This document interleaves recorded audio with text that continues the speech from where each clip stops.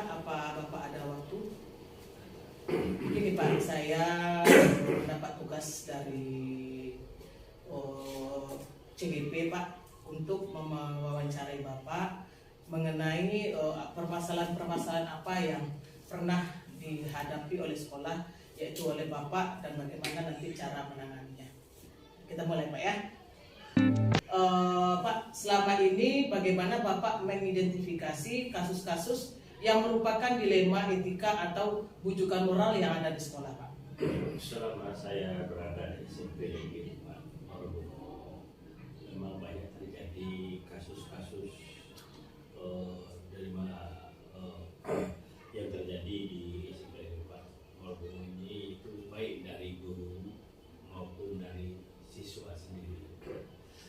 Dalam hal ini setiap kasus saya mengharapkan jangan melebar keluar dan lingkungan SMP negeri Pak Margowo, hendaknya dapat diselesaikan di ruang lingkup di SMP negeri Pak Margowo dengan tanggap apapun kasus yang ada, cepat saya tanggap, kemudian diselesaikan dengan baik, musyawarah baik dengan guru, orang tua murid, kemudian BK khusus pada BK, kemudian diselesaikan dengan baik, diambil keputusan perjanjian pada yang bertikai, diselesaikan dengan baik. Berarti cara Bapak mengidentifikasi adalah dengan bekerja sama, mencari informasi-informasi dengan guru-guru yang terkait dengan permasalahan yang sedang dihadapi oleh sekolah pada saat itu ya Pak. Jadi Pak, dalam selama ini bagaimana Bapak menjalankan pengambilan keputusan di sekolah kita ini, terutama untuk kasus-kasus di mana ada dua kepentingan yang sama-sama atau sama-sama benar ya Pak, sama-sama mengandung nilai kebajikan. Kemudian masalah kasus seperti kayak ada kepentingan tertentu Iya, Pak. Ini dipilah, saya pilah. Kemudian lain tempat dan juga lain waktu. Si A misalnya, A si B. Iya. Si A itu di lain waktu, yang si B dari waktu. Kemudian kami cari informasi apa terjadinya kasus pertikaian antara dua belah pihak. Kemudian diambil kesimpulan, didatangi orang tersebut, ditemukan orang tersebut, diadakan pengarahan atau bimbingan bersama dengan guru BP, mana yang terbaik, mana yang dipilah, misalnya kepentingan tertentu, istilahnya di situ diambil kebijakan bersama guru BP BK. Jadi Bapak mengambil keputusan tersebut lebih cenderung untuk berkolaborasi ya Pak dengan pihak-pihak yang terkait, misalnya BP atau Waka juga bisa Pak dalam pengambilan keputusan itu dilibatkan. Untuk selanjutnya Pak, langkah-langkah atau proses seperti apa yang biasanya Bapak lakukan selama ini dalam penanganan kasus tersebut Pak? Gini, apabila terjadi kasus, pertama saya cari informasi apa sebab terjadi kasus itu. Yang kedua itu saya melibatkan siapa saja sebagai saksi sebab terjadi kasus ini. Yang ketiga, sebelum orang dipanggil dimusyawarahkan. Terjadi istilahnya tentu benar salahnya. Kemudian yang selanjutnya yang bersangkutan dipanggil. Di situ diambil keputusan mana yang terbaik terhadap kasus tersebut. Berarti ada 4 poin yang Bapak mesti lakukan: mencari informasi kebenaran dari kasus tersebut, lalu nanti dibicarakan dengan yang terkait, yang kedua ketiga dipanggil yang sedang bertikai atau sedang bermasalah, yang keempat baru Bapak mengambil keputusan ya Pak. Untuk selanjutnya Pak, dalam hal-hal apa saja yang selama ini merupakan tantangan dalam pengambilan keputusan pada kasus dilema etika itu Pak? Gini, setiap kasus dilema etika tentu ada. Iya, Pak. Setiap keputusan tentu ada pro kontra. Ya. Di dalam hal ini saya berhati-hati sekali. Setiap mengambil keputusan, ketentuan jangan jadi derima untuk masa yang akan datang. Memang saya panggil guru-guru PK dimusyawarahkan mana yang terbaik, diadakan keputusan bersama supaya jangan terjadi hal-hal yang tidak diinginkan untuk masa depan. Oh, berarti jadi untuk menghadapi tantangan dalam pengambilan keputusan itu bagaimana Pak langkah-langkah yang Pak lakukan? Misalnya ada permasalahan di dalam mengambil keputusan tentu ada pro dan kontranya Pak. Nah, bagaimana Bapak menanganinya?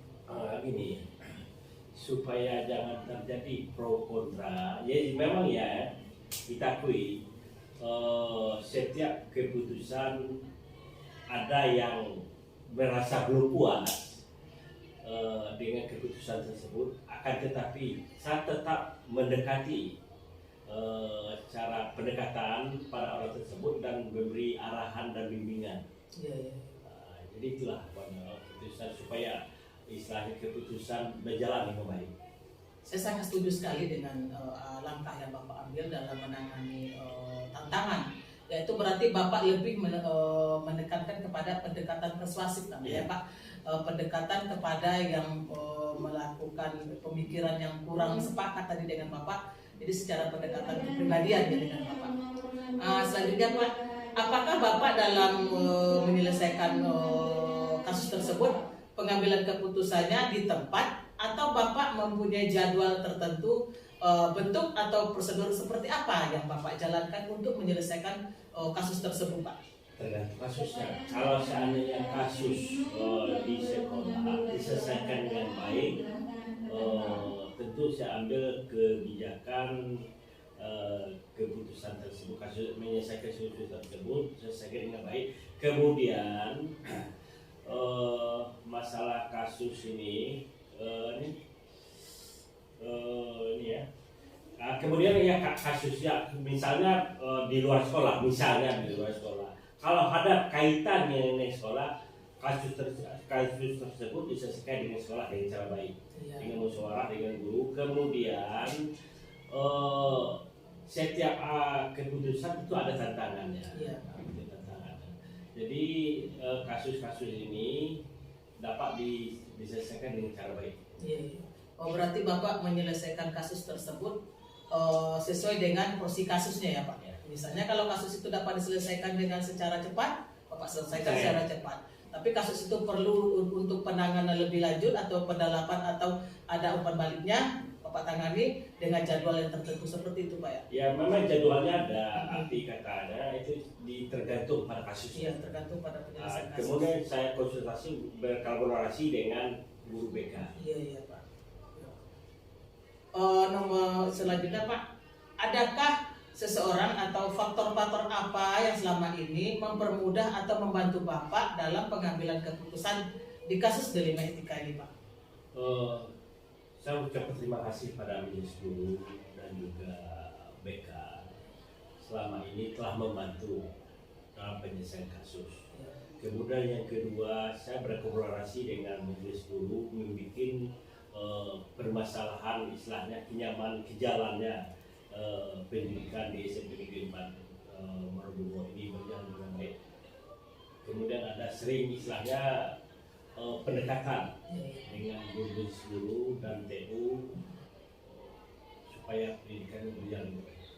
Jadi Bapak menekankan, menunjukkan faktor yang paling utama sekali membantu kinerja Bapak dalam menangani kasus dilema etika itu. Bapak memandang keberadaan adanya guru, adanya Wakabapak, adanya BP, berarti Bapak dalam faktor-faktor yang membantu Bapak dalam penyelesaian kasus tersebut, yaitu adalah faktor menilai guru itu memang merupakan sebuah faktor yang penting untuk pengambilan keputusan Bapak ya. Berarti adanya penerimaan pendapat guru-guru ya Pak. Selanjutnya Pak, dari semua hal yang telah Bapak sampaikan, pembelajaran apa yang dapat Bapak petik dari pengalaman Bapak pengambilan keputusan dilema etika ini Pak? Yang pertama, setelah saya mengidentifikasi dilema etika, yang mengidentifikasi kasus-kasus yang terjadi pada murid atau guru yang merujuk kepada nilai-nilai kebaikan, kebajikan, dan kita tidak bisa memungkiri bahwa semua prinsip-prinsip kepedulian, peraturan-peraturan yang berlaku dan hasil akhir dari keputusan adalah poin yang penting dan seimbang. Yang kedua, dalam mengambil keputusan di dilema etika ini, saya belajar untuk memanusiakan manusia, menghargai sikap murid dan guru. Yang ketiga, saya juga harus hati-hati dalam mengambil suatu keputusan. Keputusan ini tidak menjadi bumerang bagi sekolah, tidak mematahkan semangat anak. Semestinya kita harus memberi motivasi kepada anak. Berarti 3 yang Bapak perhatikan, Pak. Poin yang ada dalam pembelajaran itu, pertama, Bapak istilahnya, kalau saya katakan sekarang ini adalah bahwa setiap keputusan yang kita ambil itu, Pak, memang harus kita adakan menerima pendapat-pendapat orang lain, atau arti kata bisa kita berkolaborasi dengan orang lain. Yang kedua, poin kedua, Bapak saya lihat di situ adalah penekanan terhadap yang namanya kerjasama yang tidak merugikan, terutama untuk kepentingan murid ya, Pak. Yang terakhir tadi apa tadi, Pak? Yang terakhir tadi? Ini keputusan tidak menjadi bumerang. Nah, tidak bumerang, baik berarti tidak ada masalah dalam pengambilan keputusan itu, baik untuk pihak sekolah maupun untuk pihak yang ada kasusnya. Untuk ini saya sependapat dengan Bapak. Berarti kita dalam sebuah satu organisasi, tentu kita mempunyai permasalahan-permasalahan yang timbul yang mesti kita tangani ya, Pak. Tapi Bapak sini menekankan untuk pengambilan keputusan tersebut harusnya ada kerjasama. Sudah itu bersinergi seluruh warga yang ada di sekolah. Sudah itu Bapak menerima dengan secara terbuka pendapat, masukan, saran atau kritikan dalam pengambilan keputusan itu, supaya keputusan yang Bapak ambil tadi dalam kasus tadi dapat diselesaikan dengan baik dan istilahnya tidak merugikan kedua belah pihak. Nah, di sini sebagai CGP, Pak, saya sangat berterima kasih atas peluang waktu yang Bapak berikan kepada saya. Di sini saya banyak belajar dari Bapak bahwa keterbukaan itu merupakan sebuah motivasi bagi kita untuk menyelesaikan sebuah permasalahan. Nah, saya ucapkan banyak terima kasih, Pak, karena ini sudah selesai. Saya mohon diri untuk kedepannya mungkin kita lebih baik lagi. Terima kasih.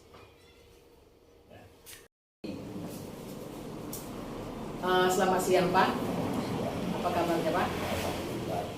Perkenalkan, saya Noprianti SPD. Saya merupakan salah satu CGP dari Kabupaten Marabungo yang kebetulan, Pak, mendapat tugas untuk mewawancarai seorang kepala sekolah dalam menangani kasus yang dihadapinya di sekolah. Nah, apakah Bapak bersedia, Pak? Kalau Bapak bersedia, kita mulai juga, Pak, ya. Gini, Pak, selama ini bagaimana Bapak mengidentifikasi kasus-kasus yang merupakan dilema etika atau rujukan moral? Setelah kami lakukan identifikasi dan menemukan ada beberapa hal. Yang pertama tentang disiplin guru.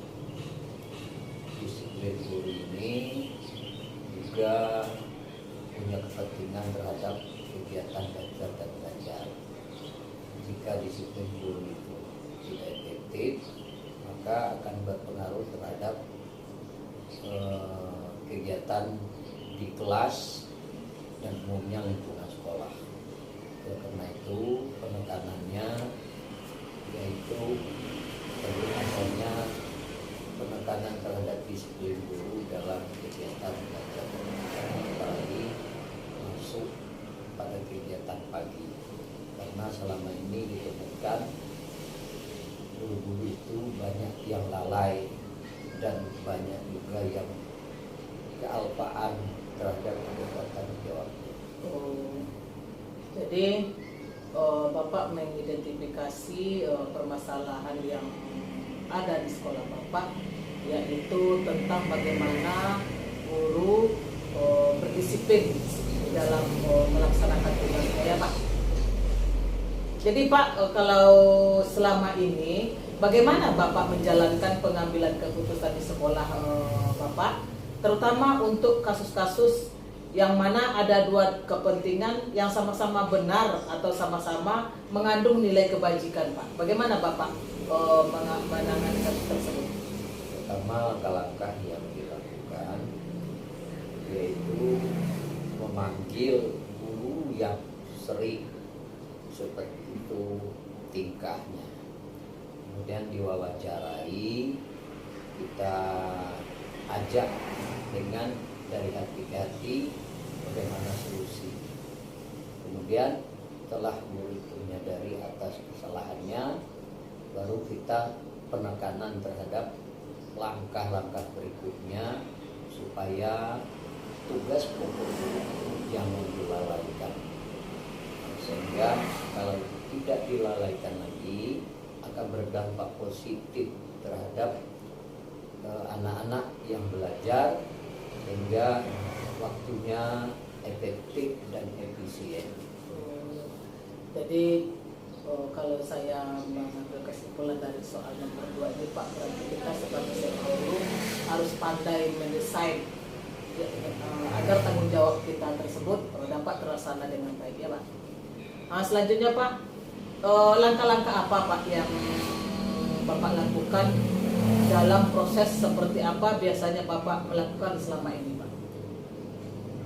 Yang dilakukan biasanya dari yang pertama memanggil guru yang bersangkutan ke ruang sekolah, kemudian menanyakan permasalahan kenapa terjadi yang demikian, sering terlambat, sering melalaikan tugas, masuk terlambat berdampak pada kegiatan belajar dan mengajar dan ketuntasan daripada apa yang kita ajarkan.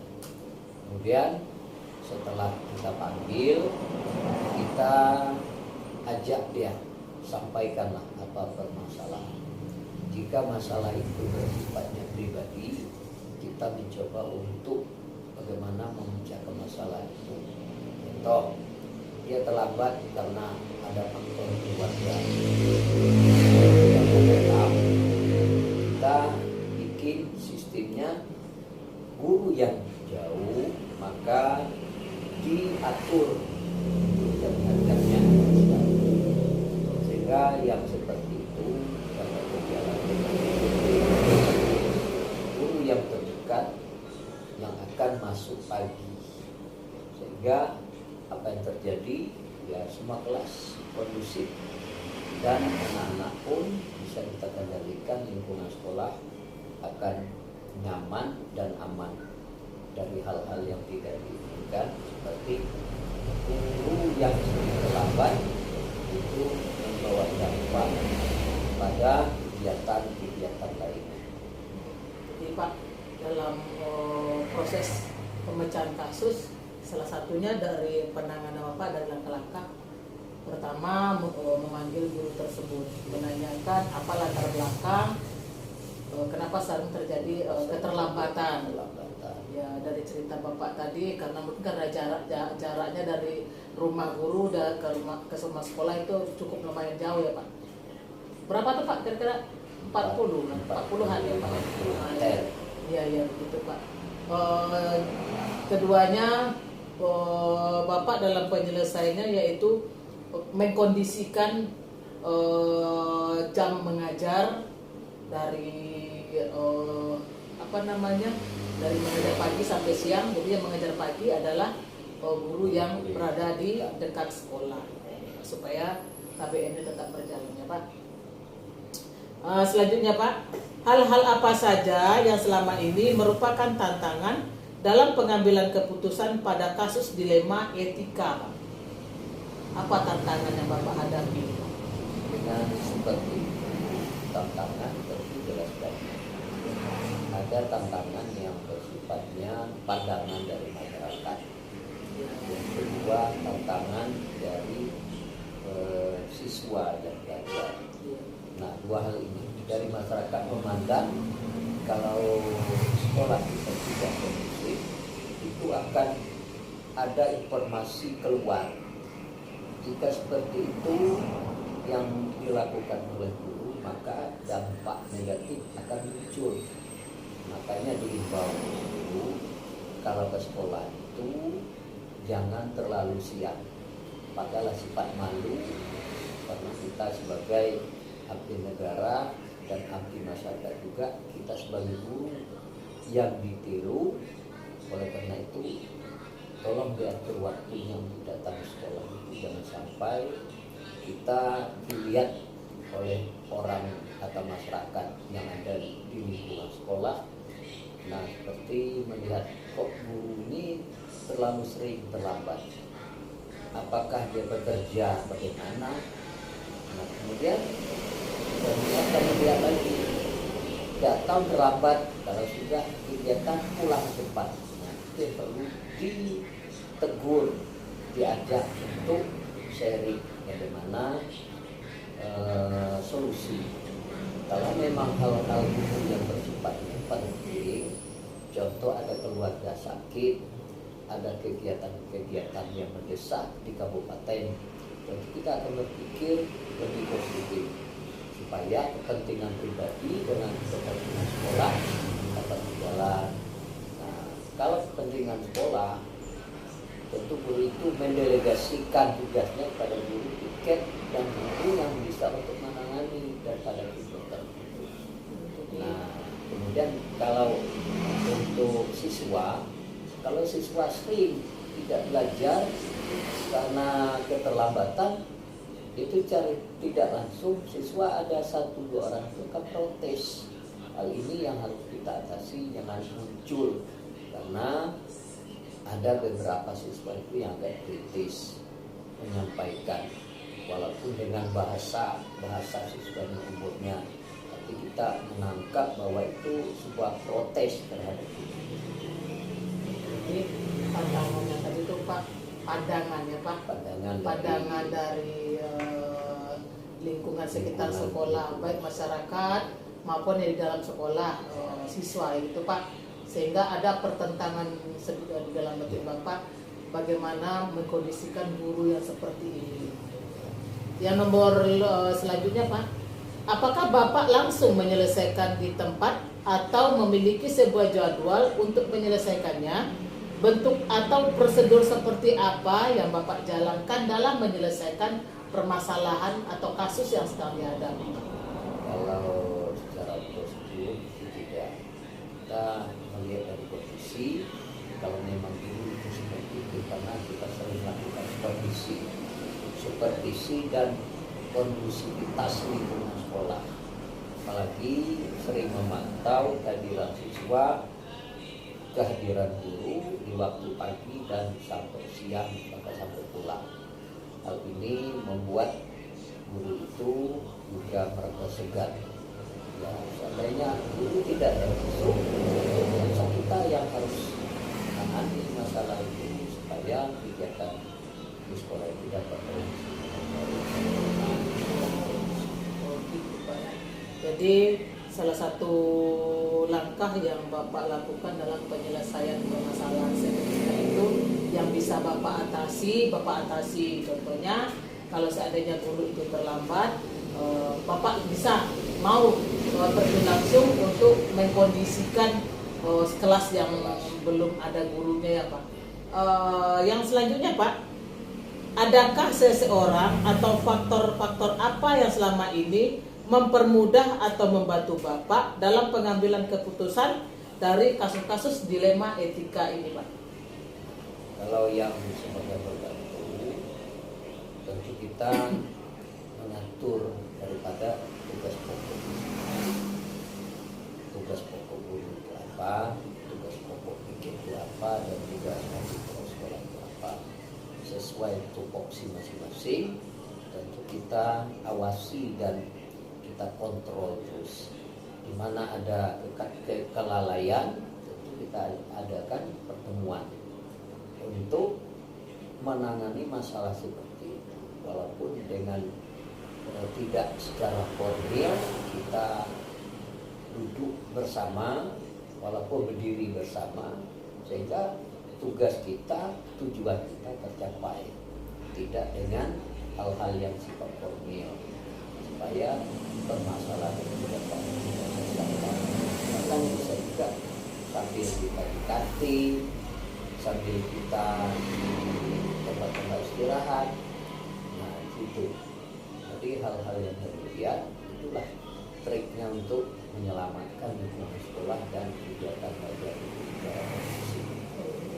Jadi arti kata Pak, faktor-faktor pendukung Bapak dalam menyelesaikan sebuah permasalahan atau kasus tadi itu adalah orang-orang di sekitar Bapak. Yang terus yang Bapak bicarakan tadi, yang Bapak sampaikan tadi, ada guru di situ kata Bapak, ada waka, ada istilahnya guru piket yang dapat Bapak andalkan untuk menyelesaikan permasalahan dengan sifat terbuka kali tidak Pak, bagaimana menyelesaikan permasalahan kasus tersebut dengan menerima pendapat-pendapat dari mereka.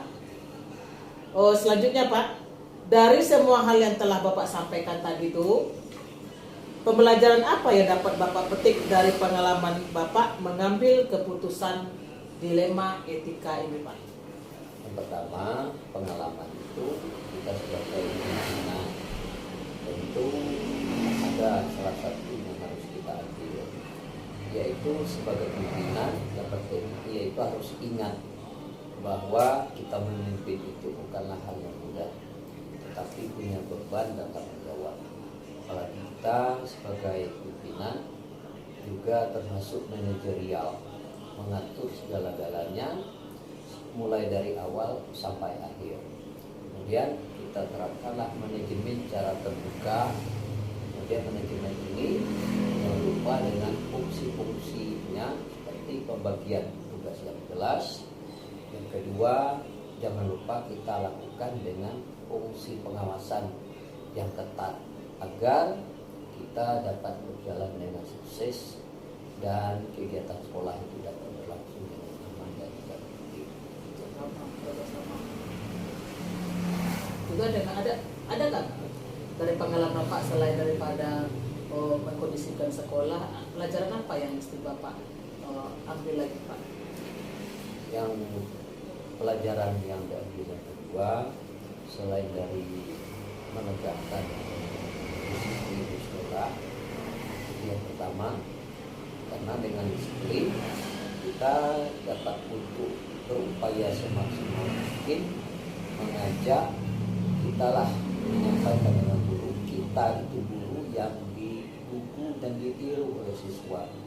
Jadi guru hendaknya akan mengajak sebagai ikon, sebagai figur yang menegakkan disiplin, sehingga siswa dapat bercontoh, atau kita sebagai contoh guru sebagai yang dicontohkan oleh siswa. Jadi ada proses di situ pembelajaran sebagai ada pembuktian bahwa guru itu menegakkan disiplin dengan sebenarnya.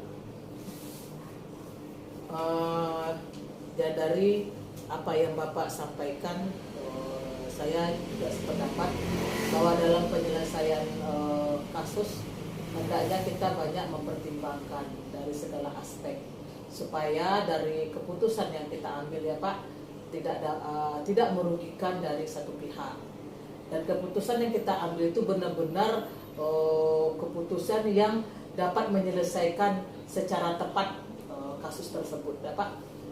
Jadi Pak, terima kasih atas waktu yang sudah Bapak sediakan untuk kami. Bapak telah membantu kami dalam menyelesaikan tugas CBP Pak. Jadi itu saya mohon diri. Terima kasih banyak Pak atas bantuannya.